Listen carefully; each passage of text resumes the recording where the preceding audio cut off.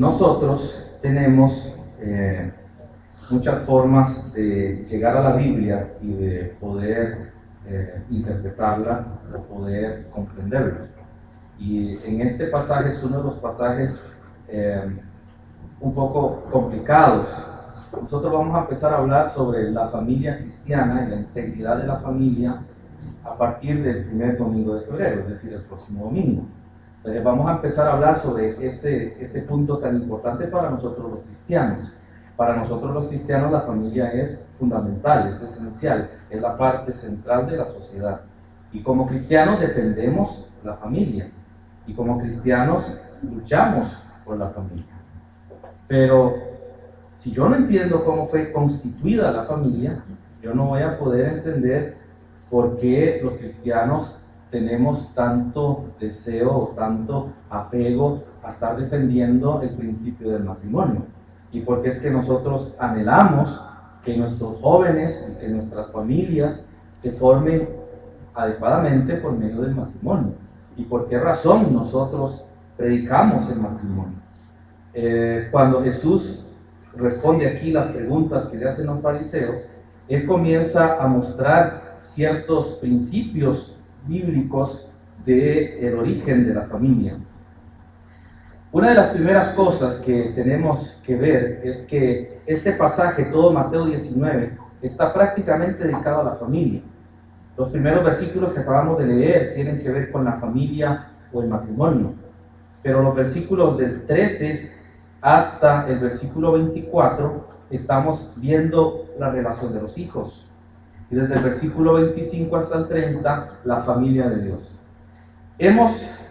Jesús ha hecho en cuanto a esto una descripción de lo que es un hogar cristiano y ha puesto los pilares acerca del hogar cristiano. Curiosamente, Jesús comienza respondiendo preguntas para terminar dando el énfasis que sostiene a la familia. En este pasaje, que es un pasaje bastante específico acerca del matrimonio, podemos ver el concepto que Dios nos da acerca del hogar. Cuando hablamos del hogar cristiano, cuando hablamos del matrimonio, nosotros tenemos en cuenta lo que Dios hizo al principio. Y quiero que vayamos a Génesis capítulo 2, por favor. Versos 18 al 25. Dijo Jehová Dios: no es bueno que el hombre esté solo, le haré ayuda idónea para él. Jehová Dios formó pues de la tierra toda bestia del campo, toda ave de los cielos, y las trajo a Adán para que viese cómo las había de llamar. Y todo lo que Adán llamó a los animales vivientes, ese es su nombre. Y puso Adán nombre a toda bestia y ave de los cielos y a todo ganado del campo, mas para Adán no se halló ayuda idónea para él. Entonces Jehová Dios hizo caer sueño profundo sobre Adán, y mientras éste dormía, tomó una de sus costillas y cerró la carne en su lugar. Y de la costilla que Jehová Dios tomó del hombre, hizo una mujer y la trajo al hombre.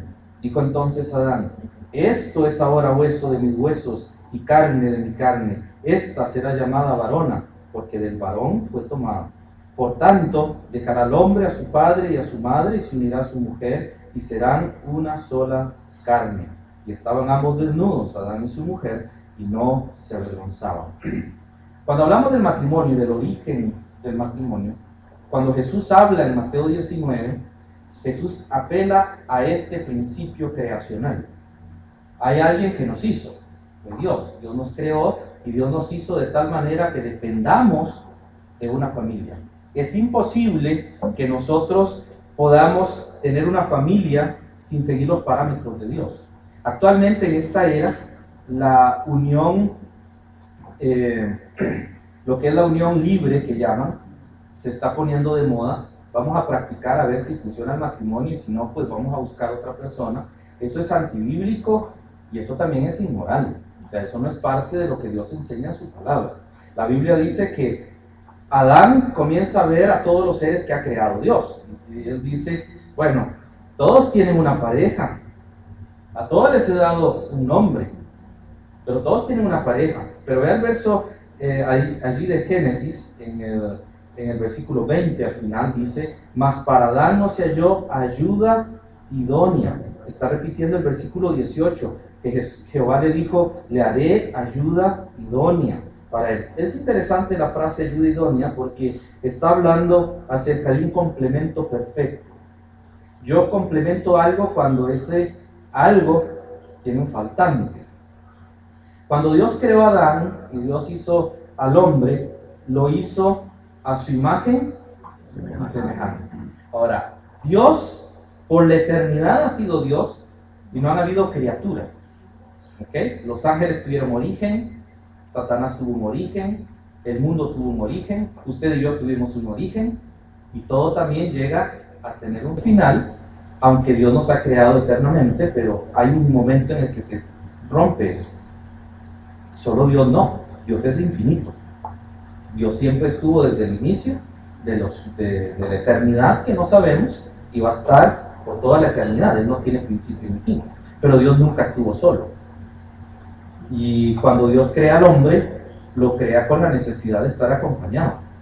Dios no crea al hombre solo, no puede. La naturaleza de Dios es estar acompañado. ¿Por qué Dios en la eternidad con quién estaba? No vamos a entrar en ese detalle porque eso es cristología, pero Dios se deleitaba, pues lo vemos cuando Jesús es bautizado, que el Padre habla desde el cielo y dice, este es mi Hijo amado en quien tengo complacencia. O sea, yo me deleito estar al lado de mi Hijo y mi Hijo se deleita al estar al lado mío. Y el Espíritu Santo estaba con ellos. Había una comunión, Padre e Hijo. Hay una familia allí. Entonces la familia nace en la esencia de Dios. Dios es una familia. O sea, no podemos decir que Dios no tiene familia. Sí la tiene. De hecho, por eso tenemos familia. Ahora, ¿por qué Dios crea al hombre y deja al hombre solo por un tiempo? Para demostrarle que necesita a alguien. Por eso usted y yo necesitamos a alguien. Y por eso es que cuando teníamos 14, 15 años, 17 años, nos comenzaron, o quizás antes, ahora, ¿verdad? Comenzamos a ver a otras personas del sexo opuesto atractivas y nos comenzaron a gustar, porque es lo natural. Dios nos hizo para estar juntos, Dios nos hizo para formar familias. Es imposible que el ser humano pueda vivir completamente solo. La soledad no da felicidad. Entonces, anhelamos tener una familia. Ahora, cuando vemos esto en el Antiguo Testamento, no se queda allí, porque en el Nuevo Testamento más bien se hace más amplio y Dios superlativiza el matrimonio. Y Jesús lo hace más valioso todavía e interpreta adecuadamente todos estos pasajes. Quiero que vayamos a Hebreos, por favor. Hebreos capítulo 13. El autor dice aquí, honroso sea en todos, ¿qué cosa? El matrimonio. ¿Y el hecho? Ok. ¿Qué está diciendo el autor? El matrimonio es honroso, debe ser honroso en todos. Y el hecho, sin mancilla, sin infidelidad. Ok, que no haya infidelidades. ¿Por qué Dios superlativiza esto? Porque al inicio ustedes saben que en la ley de Moisés era permitido, o por lo menos era tolerado, que un hombre tuviera varias esposas. A pesar de que estaba prohibido en la ley de Moisés, Moisés abrió un campo en Deuteronomio 24, que después lo vamos a explicar por qué lo hizo. Pero cuando está este cambio, viene aquí el autor a los Hebreos y dice, honrosos sean todos el matrimonio y el hecho sin mancilla. Cuando vamos a hablar acerca de la validez, de la majestuosidad del matrimonio, tenemos que ver cómo es el matrimonio cristiano. No hablamos del matrimonio humano meramente. Usted y yo como creyentes no debemos pensar como los de afuera. Es distinto nuestra forma de pensar y es distinta nuestra forma de ver la vida. El matrimonio es diferente para nosotros los cristianos. El cristiano cree en el matrimonio y cree en un matrimonio que es duradero y absoluto. Ahora, cuando estamos hablando de este concepto de cristiano y no cristiano, quiero aclarar un poquito esa idea, porque cuando hablamos de matrimonio, todos aceptamos el matrimonio civil. Y el matrimonio civil Dios lo acepta. La persona que se casa civilmente, es decir, que delante de un abogado, delante de un juez, hace su papel legal, él es casado. y nosotros tenemos que respetar eso. Eso es lo que lo hace un matrimonio. Entonces hace un pacto entre dos personas y un juez, y ese juez representa a la sociedad, por lo tanto lo hace frente a la sociedad. El matrimonio ha sido aceptado ante la sociedad. Pero cuando hablamos de cristianos, los cristianos, por ejemplo en nuestro país, que no podemos los pastores casar, solamente podemos celebrar la boda que llaman religiosa, pero cuando los cristianos se casan, ¿por qué tenemos que hacer una boda en la iglesia? Porque los cristianos creemos que hay otro pacto que se debe completar, y es el pacto con Dios. Ahora, cuando yo completo el pacto con Dios, yo completo entonces algo majestuoso. Porque cuando vamos a la iglesia y hacemos ese pacto con Dios, cuando yo rompo ese pacto, no es solamente romper un pacto social, estoy rompiendo un pacto con Dios. Y eso se hace entonces un lío tremendo, ¿verdad? Porque con Dios tenemos una situación de absoluto. Y Él ha establecido el matrimonio de una forma absoluta. Nosotros cuando hablamos de cristianos, tenemos que hacer una diferencia. Y quiero hacer un paréntesis aquí, porque vamos a hablar de la familia cristiana, pero yo quiero que usted y yo tengamos bien claro que es un cristiano. Un cristiano no es el que se dice que es cristiano. Ese es el primer punto. Realmente un cristiano no es porque dice que es cristiano. Un cristiano es porque ha nacido de nuevo, porque tiene a Cristo Jesús en el corazón.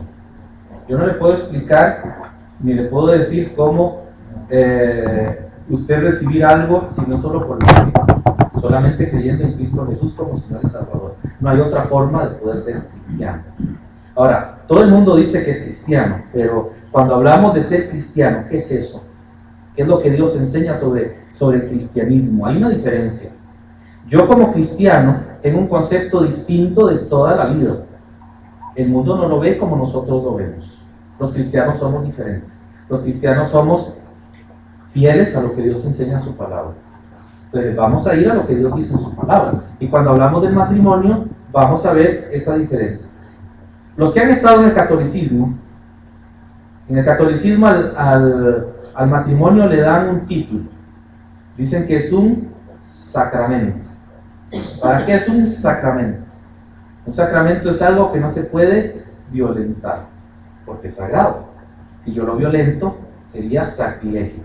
¿Ok? Entonces, ellos lo ven como un sacramento, o lo miraban antes como un sacramento. Al igual que miraban la cena del Señor, o lo que ellos llaman la Eucaristía. Eso es un sacramento. Ahora, ¿por qué estoy mencionando eso? Porque en la tradición cristiana, incluyendo el catolicismo, que está totalmente alejado de Dios en cuanto a las doctrinas de la gracia del Señor, ellos traían esa tradición cristiana de la familia. La familia como un sacramento, la familia como una entidad social sagrada. Mi hogar es sagrado y mi hogar es bendito.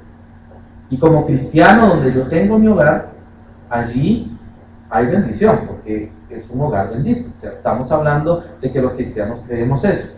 Ahora, hay una diferencia, como dije, en cuanto a esto, porque si yo no soy creyente, yo puedo idealizar el matrimonio, pero yo no puedo completar el matrimonio. Hay un triángulo en la vida cristiana que usted y yo no podemos romper en el matrimonio. El matrimonio no está formado por dos.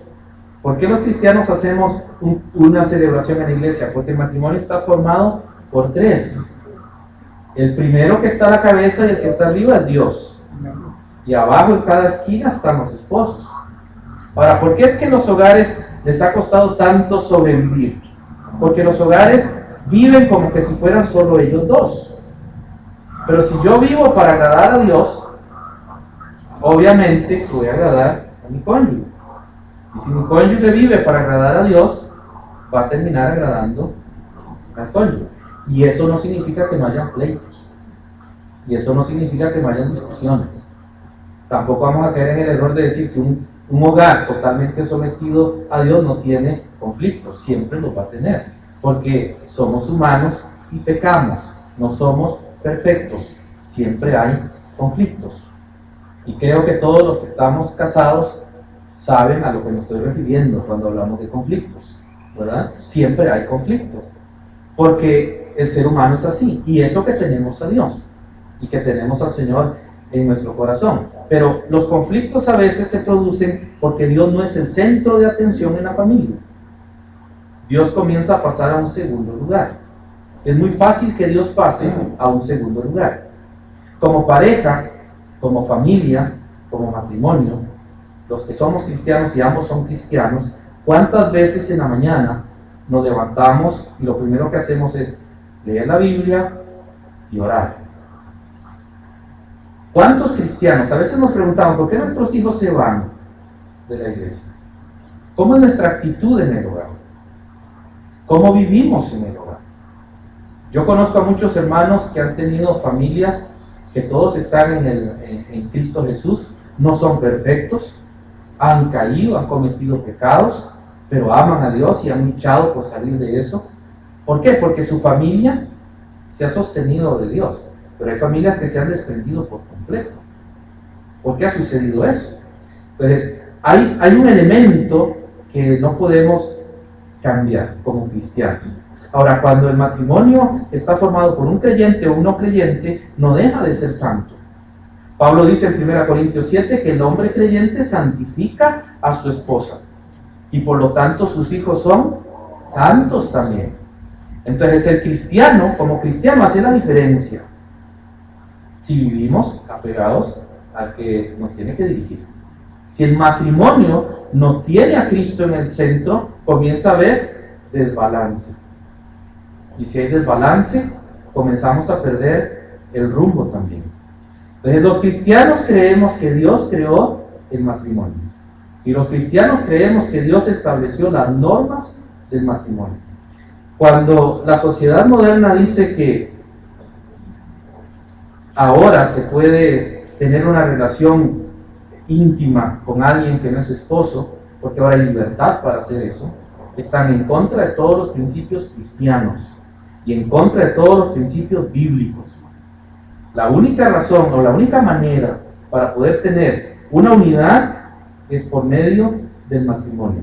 Volviendo a Mateo capítulo 19, el Señor Jesús menciona algo muy importante aquí. En el versículo 3, los fariseos le hacen una pregunta que, si Dios nos da tiempo, voy a explicarla. Pero ellos hacen la pregunta: ¿es lícito al hombre repudiar a su mujer por cualquier causa? Jesús responde en el verso 4: ¿no habéis leído que el que los hizo al principio, varón y hembra los hizo? Y dijo: por esto el hombre dejará padre y madre y se unirá a su mujer, y los dos serán una sola carne. Ahora, hay características del hogar que Dios ha establecido en el hogar. Yo no puedo tener un hogar feliz si Jesús no está en el centro del hogar. Si yo no enseño, si yo no como varón, y hablo en este sentido como varón, si yo como varón no incentivo en la casa la oración, el estudio bíblico, si yo no incentivo eso en la familia, es muy difícil que la familia lo pueda aprender. Nuestras culturas, especialmente la cultura latinoamericana, es muy cariñosa, pero en cuanto a religión es bastante descuidada en el hogar. Es bien difícil encontrar a un padre o una madre dedicada con sus hijos a que puedan tener un hogar feliz.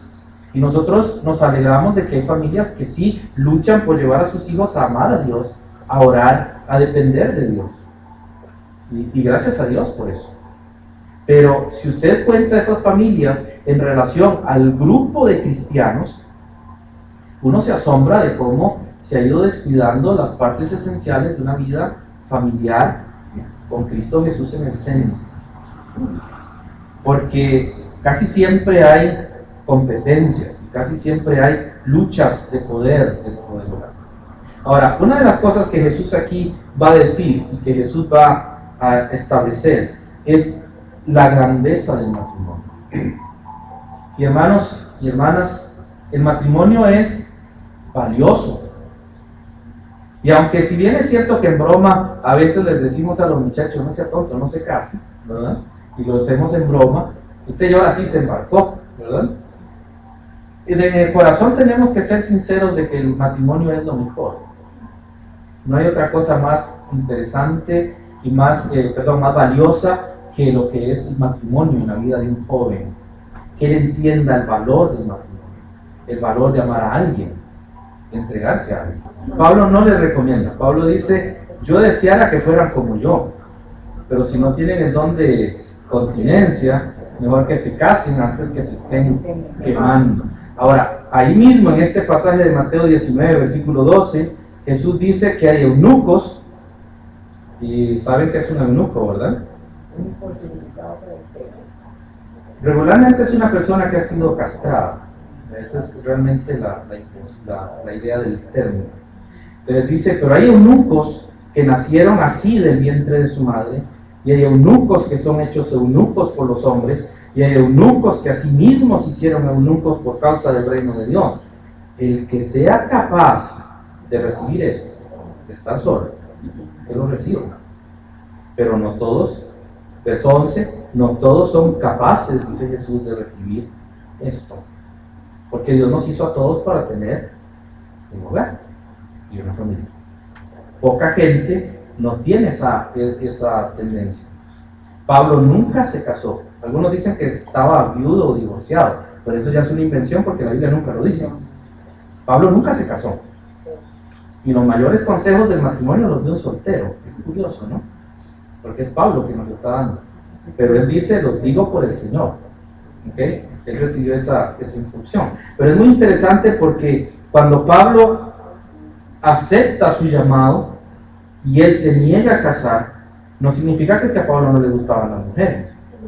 Porque él se defiende en 1 Corintios 9 y dice, no soy yo apóstol, no puedo tener yo también a una hermana como esposa a mi lado. O sea, él sabía que como ser humano él podía formar un hogar, pero Dios le había llamado a que no tuviera un hogar. Pero la mayoría y la gran multitud de seres humanos, Dios los hizo para que tuvieran un hogar. El matrimonio es sagrado. Vamos a hablar de la integridad de la familia. Entonces vamos a empezar hablando de la integridad del matrimonio. Porque si yo no considero el matrimonio sagrado y yo no considero que el matrimonio es tan alto y valioso para nosotros como cristianos, comenzamos a abrir puertas para que sucedan cosas que no deben suceder. Nuestra sociedad se está desmoronando cada vez más con la inmoralidad. Nuestros niños en la escuela están recibiendo educación sexual y están enseñándole cosas que a sus edades todavía no era normal enseñarlo. ¿Y qué es lo que está sucediendo? Que lo escuchan en la escuela, pero lo practican en el colegio. Se nos está cayendo la sociedad. No hay principios ya todo es válido. Los cristianos no podemos seguir la corriente del mundo, porque los cristianos no somos el mundo. Y Dios tiene prohibido eso, y lo tiene prohibido por una razón muy importante. El hogar tiene ciertas características. Y hermanos, cuando hablamos de la familia, no es simplemente casarnos. Han habido hogares que se casan y no duran porque faltaba un elemento, y es amarse. Un matrimonio no se puede formar sin amor. A veces las personas se casan por conveniencia o se casan por otras presiones sociales, pero no lo han hecho por amor. Y eso produce un conflicto dentro del hogar, porque si yo no amo a alguien, ¿cómo lo voy a tolerar? A mí me tiene que tolerar mucho mi esposa, y yo sé que sí lo tiene que hacer, porque como varón soy diferente a una mujer en toda mi forma de ser, y toda la forma en que actúo es de varón. Y todos los que somos varones sabemos que es muy fácil romper las cosas, y es muy fácil botar las cosas, porque esos somos los varones. Hay una torpeza natural en el varón. Pero el varón también tiene que aprender a tolerar a la esposa, porque la esposa también como mujer tiene características específicas. Y lo único que puede hacer eso, que nos toleremos mutuamente, es el amor. No hay otra cosa que nos pueda sostener. Por eso es que a los jóvenes hay que enseñarles que la belleza no determina la felicidad en un hogar, que la belleza se va a ir algún día. La belleza se va a desaparecer en algún momento. La belleza no dura para siempre. Tenemos que amar a las personas. Por eso ese vínculo de amor es tan importante. Cuando Dios habla aquí a los fariseos, cuando Jesús les dice esto a los fariseos, dice algo muy interesante, porque en el versículo 5, él usa la misma frase de Génesis, y él dice que el hombre dejará padre y madre y se unirá a su mujer. Ahora, hay una parte aquí interesante de la palabra unir. Para que algo esté bien unido, tiene que estar, si hablamos de una superficie, nosotros quitamos todas las asperezas, colocamos que sea exacto para que no quede nada ambiguo, tiene que ser perfecto. Y cuando eso se une, queda firme. Pero si las dos piezas no calzan, va a quedar debilidad en esa unión. Entonces, cuando Dios habla de esto en el Antiguo Testamento, la palabra unir es allegarse por medio de un convencimiento de que realmente comprendo y de que realmente entiendo a la otra persona. Es decir, en una sola palabra, se ama. Es amor. Tiene que estar ese lugar ahí. Ahora, el amor, a pesar de que estamos unidos por amor, el amor tiene que ser cultivado día con día. No es algo que simplemente está allí, es algo que se debe practicar. Ahora, nosotros como creyentes e hijos de Dios, tenemos que reconocer que nuestros hogares no pueden funcionar si la presencia de Jesucristo no está en nuestras vidas. Si Dios nos ha dado el privilegio de estar casados, es una bendición. Alguien ha preguntado, pero ¿cómo puedo saber si esta persona es o no mi pareja? ¿Han visto que eso ha sido una pregunta que se han hecho muchos? ¿Cómo puedo saber si me casé bien?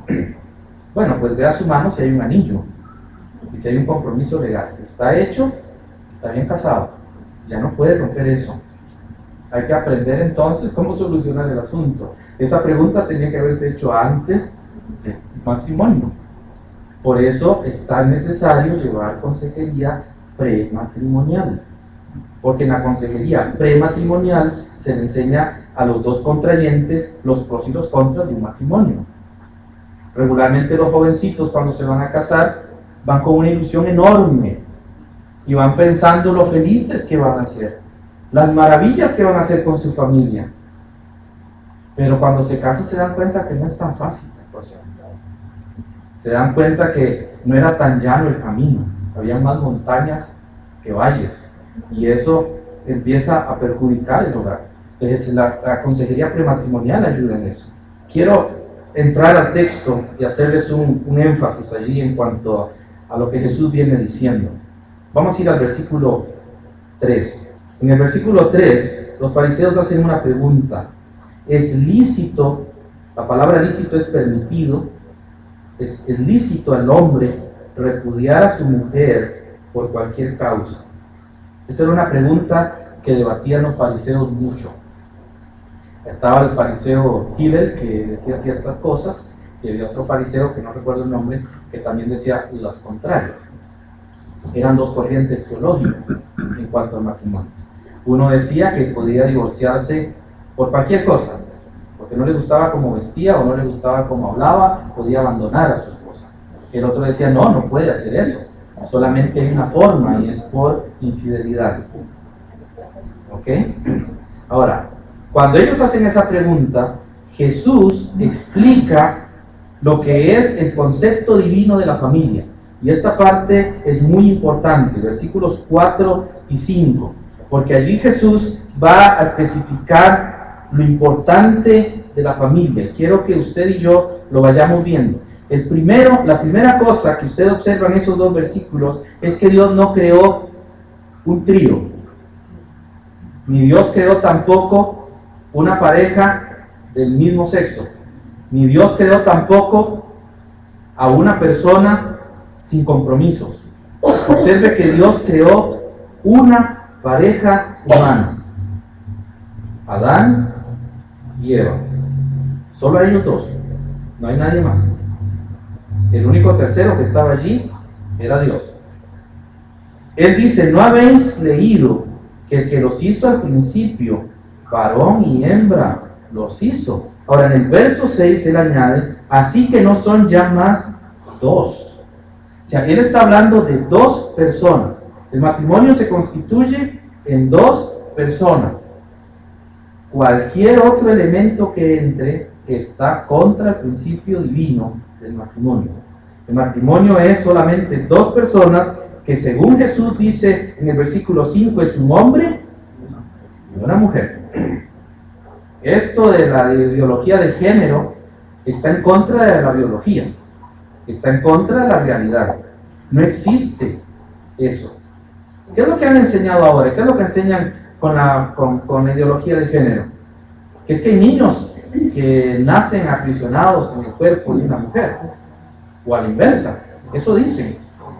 Y en Perú, por ejemplo, hay todo un sistema educacional para los niños de primer y segundo grado, donde se les dice que hay niños que son niñas y hay niñas que son niños, ya induciendo a ese concepto.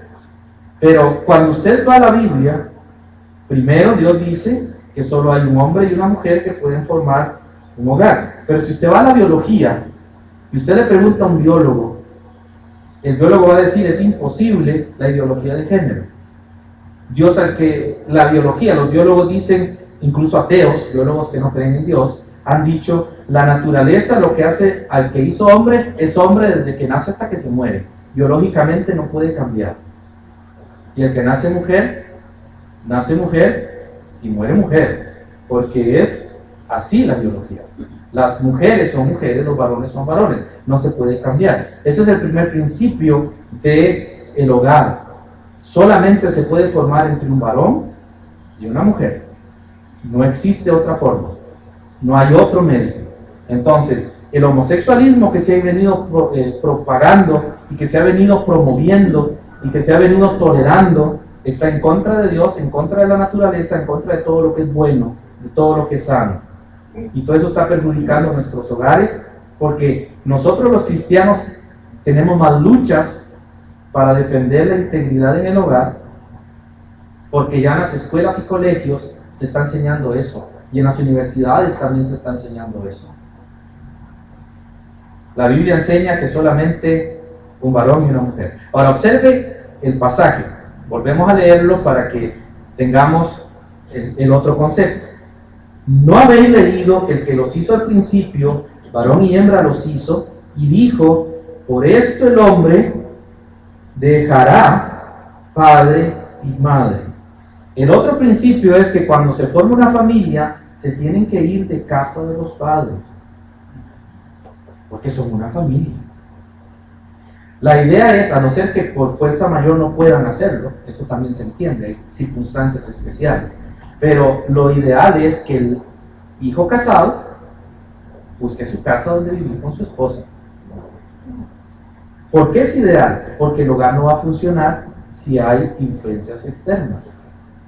Nosotros los varones, y tenemos que aceptarlo los varones, nos cuesta mucho, pero tenemos que aceptarlo. Nuestra mamá es muy influyente en nuestras vidas. Nuestra mamá, cuando dice algo, casi siempre creemos a ciegas lo que ella dice. Y no estamos diciendo que está mal, eso es correcto, es nuestra mamá. Pero en ocasiones, cuando estamos muy cerca y la mamá de nosotros, de los varones, o la mamá de las mujeres también, comienza a dar opiniones al hogar, comienzan a haber conflictos dentro del hogar. Hay un principio que se debe aprender. Cuando alguien se casa, debe aprender a recibir los golpes y a sanarse las heridas solo.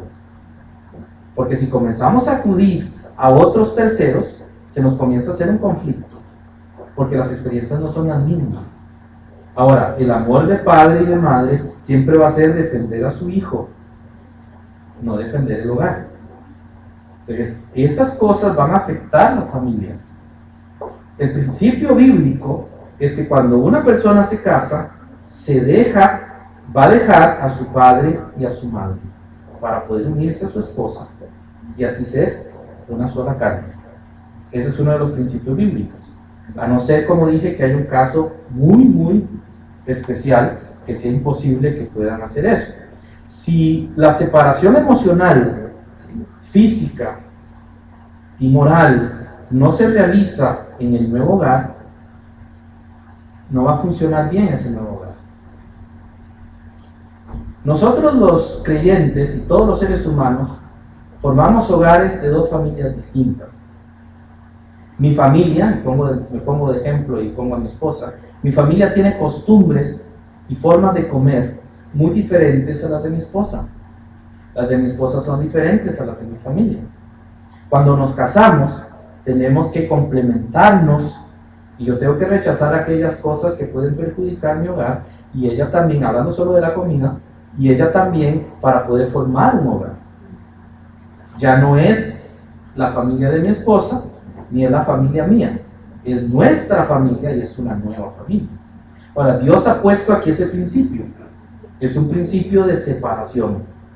Necesitamos estar separados para poder formar hogares fuertes y estables, para poder desarrollarnos con eso.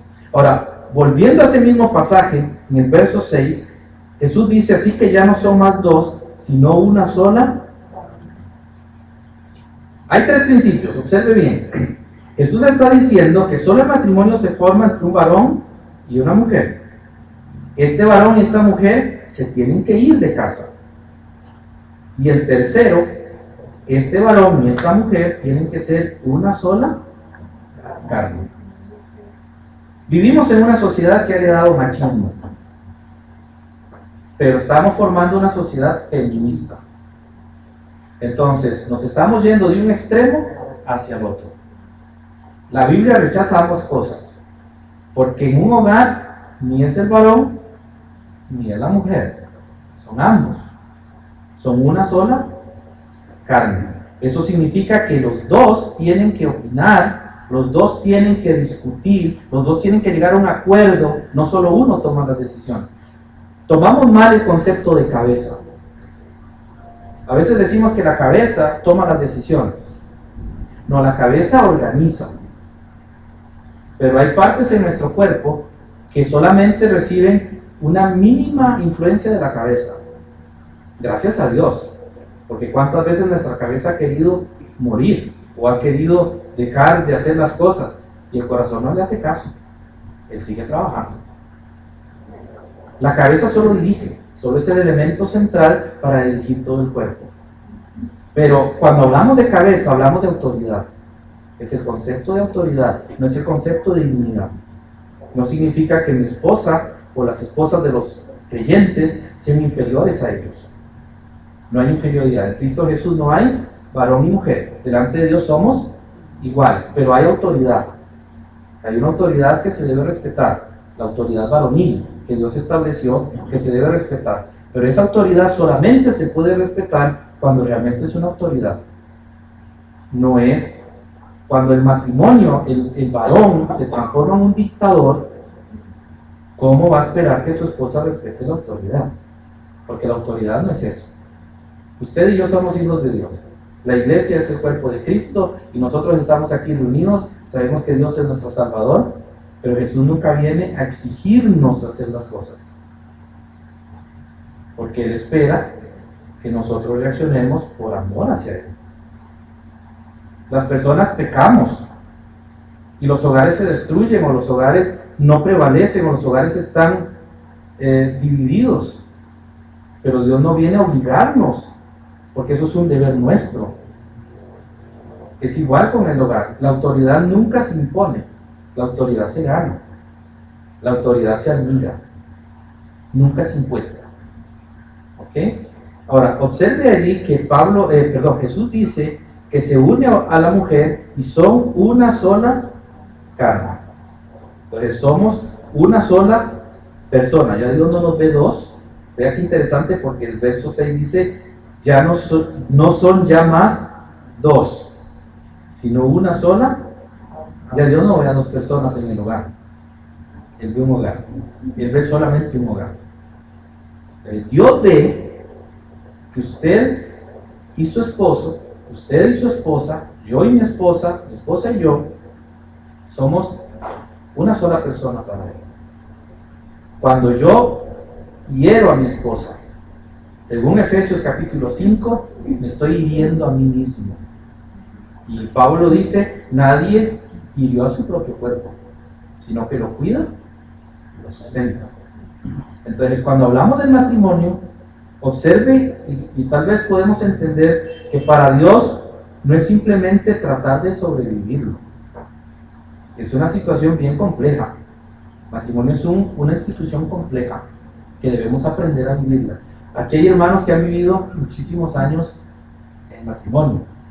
Otros estamos apenas dando ahí unos pasos. Otros ya están pensando en empezar a darlos. Pero el principio es que para Dios el matrimonio es firme y es establecido por Él de tal manera que Él no puede ver dos personas, sino que Él ve solo una persona.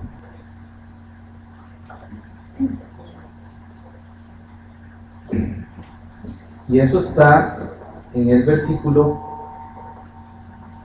25 en adelante. Cuando Él va a hablar de esto, es muy interesante porque Él dice: en cuanto a las vírgenes, no tengo mandamiento del Señor, mas doy mi parecer, como quien ha alcanzado misericordia del Señor para ser fiel. Entonces Él comienza a hablar acerca de eso.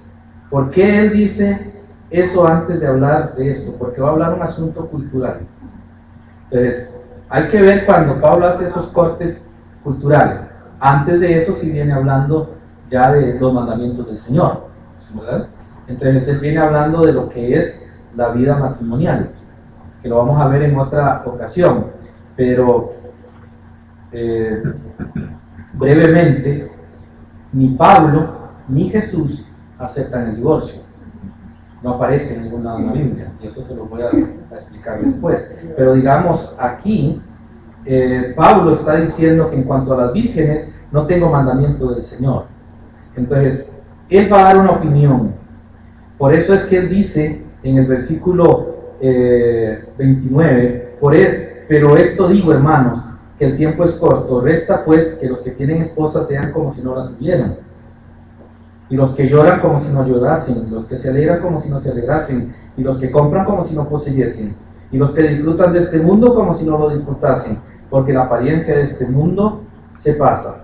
Quisiera pues que estuvieseis sin congoja. El soltero tiene cuidado de las cosas del Señor, de cómo agradar al Señor, pero el casado tiene cuidado de las cosas del mundo, de cómo agradar a su mujer. Ahora, la opinión de Pablo, para poder entenderla, hay que ir a entender a Pablo. No meramente tomarlo como un asunto cultural, ya esto es una opinión muy personal del apóstol, que no estamos diciendo tampoco que no sea inspirada. Lo que estamos diciendo es que Pablo no recibió directamente del Señor eso. Y aquí Pablo no está diciendo que una persona puede casar a la doncella. Vean el versículo 32, vamos a ver 34. Hay asimismo diferencia entre la casada y la doncella. La doncella tiene cuidado de las cosas del Señor, para ser santa así en cuerpo como en espíritu. Pero la casada tiene cuidado de las cosas del mundo, de cómo agradar a su marido. Eso es un concepto judío. Él está hablando de la ley de Moisés. Se lo está diciendo a los corintios. En Corinto no era ese el concepto. Ellos no creían eso. Era diferente. Esto lo digo para vuestro provecho, versículo 35. No para tenderos lazo, sino para lo honesto y decente, y para que sin impedimentos acerquéis al Señor. Pero si alguno piensa que es impropio que su hija virgen, que pase ya de edad, y es necesario que así sea, haga lo que quiera, no peca, que se case. En aquella época, legalmente, la única manera de que se pudieran casar era bajo el consentimiento de su padre. Era el padre quien tenía que decidir casar o no a su hija, pero no era pecado permitirlo o no permitirlo. Obviamente que esa parte, que es la recomendación que da Pablo, va dirigida a los judíos. Usted, si puede leerlo allí, va a entender que él cambia y comienza a hablar de una norma judía. Pero en el versículo 1 y 2 del capítulo 7 dice Pablo: en cuanto a las cosas de que me escribisteis, bueno le sería al hombre no tocar mujer, pero a causa de las fornicaciones, cada uno tenga su propia mujer y cada uno tenga su propio marido. ¿Ok? Cada una tenga su propio marido. Entonces, lo que está diciendo Pablo es que el matrimonio se debe cumplir en los cristianos, Pero cuando influye alguna cultura o algo que no va en contra de la ley de Dios, tampoco es pecado en eso, ¿verdad? Entonces, pero si usted observa bien, lo vamos a ver más adelante para no enfrascarnos acá, Pablo sí va a incentivar que el matrimonio sea por medio del amor y por medio del amarse.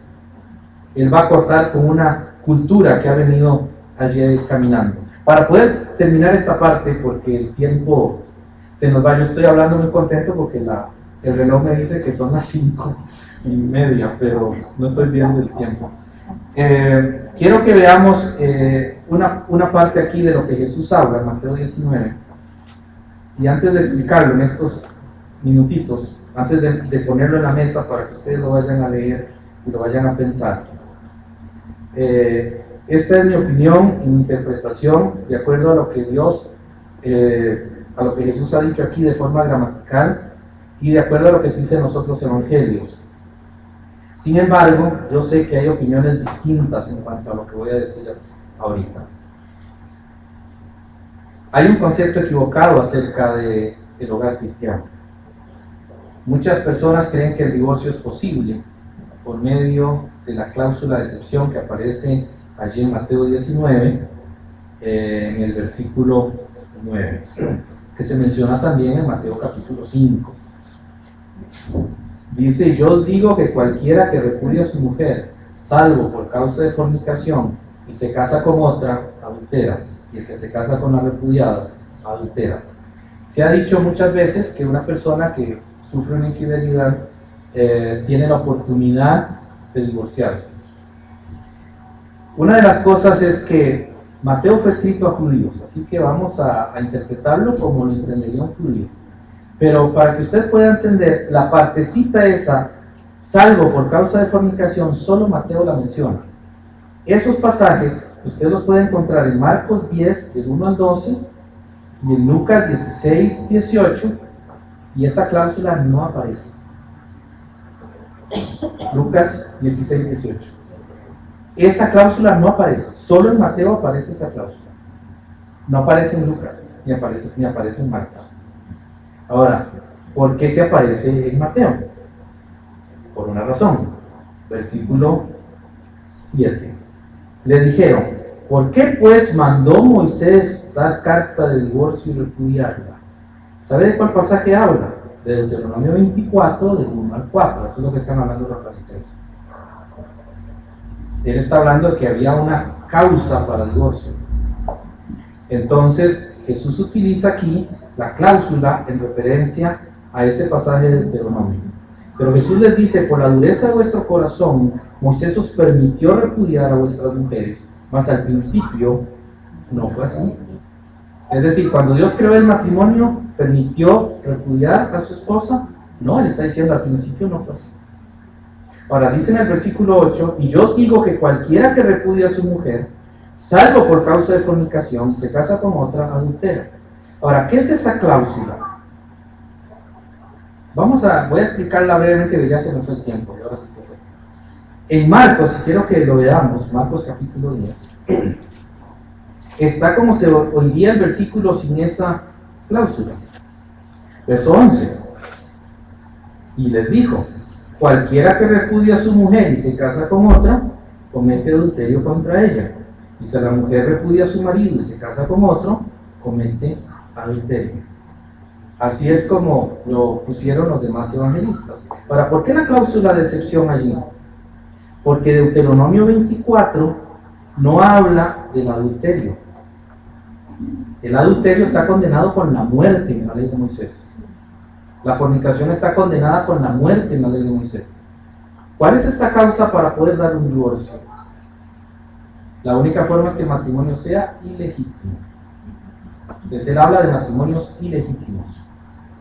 La única manera de que una persona pueda no hacer adulterar a alguien con el divorcio es porque ya esa persona había hecho algo indebido antes, o un matrimonio ilegal. Porque si usted va a Deuteronomio 24, él está hablando de los matrimonios ilegítimos. Pongo un ejemplo para nuestra cultura.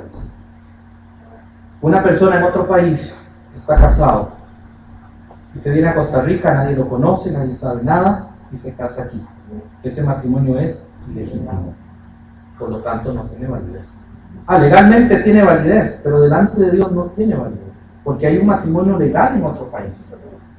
Entonces, lo que está diciendo Jesús es que si hay un matrimonio ilegítimo, ese matrimonio delante de Dios no es realmente un matrimonio, es un adulterio, porque hay un matrimonio antes pactado.